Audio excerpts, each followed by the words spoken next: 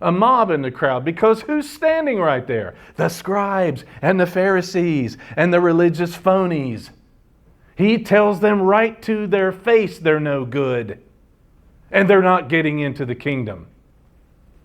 Imagine this. He's standing there, sitting. They're probably sitting.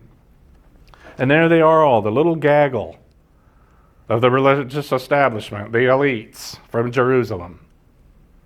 And I wouldn't be a bit surprised if our Lord said, unless you have a righteousness that exceeds theirs, you will not enter the kingdom of my Father.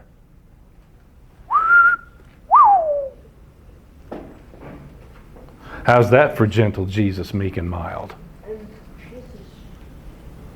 By the way, the same is true today. There is a religious establishment in every country and every culture that is thoroughly corrupt. Same thing can be said for today. Whoever you are, wherever you are, fake Christianity or a pagan religion, Jesus is saying, unless you have the righteousness, which is a characteristic and attribute of my Father, that is greater than whoever or whatever your religious establishment is, you will not enter my kingdom. You will not enter the kingdom of the one true living God. That's the bad news.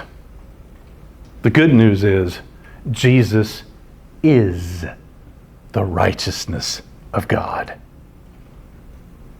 And you can get His righteousness by having the born-again life in His name. Don't despair. If you seek that, this is for you. And you can keep it. And you will enjoy it. Such a righteousness comes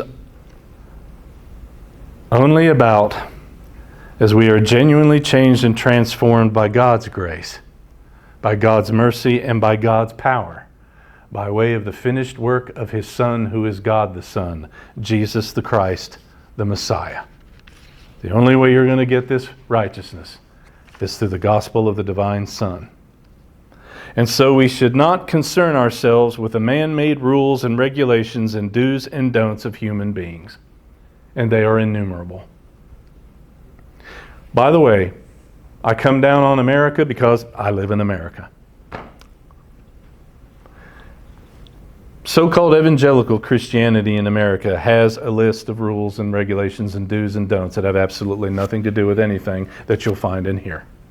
Pay no attention to it. It will avail you nothing.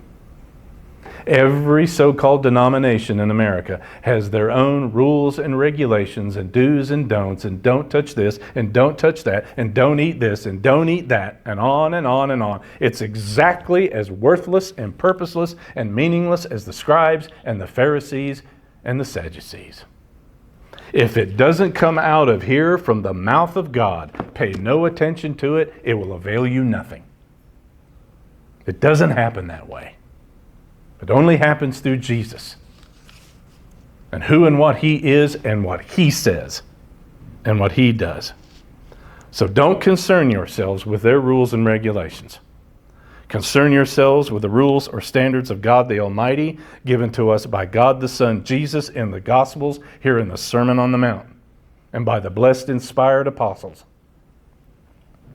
Shun the vain legalism, that's what we call it in America. Trying to work your way into the kingdom of heaven by legalism, doing this, doing that, don't doing this, don't doing that. Forget it. Ignore the vain legalism of sinful human beings. Seek God's mercy, God's grace in Messiah Jesus, and you will be transformed to pursue a life of genuine righteousness, enabling you to keep God's standards and God's code for right living, the standards and codes for living Jesus demands here in Matthew chapter 5, 6, and 7.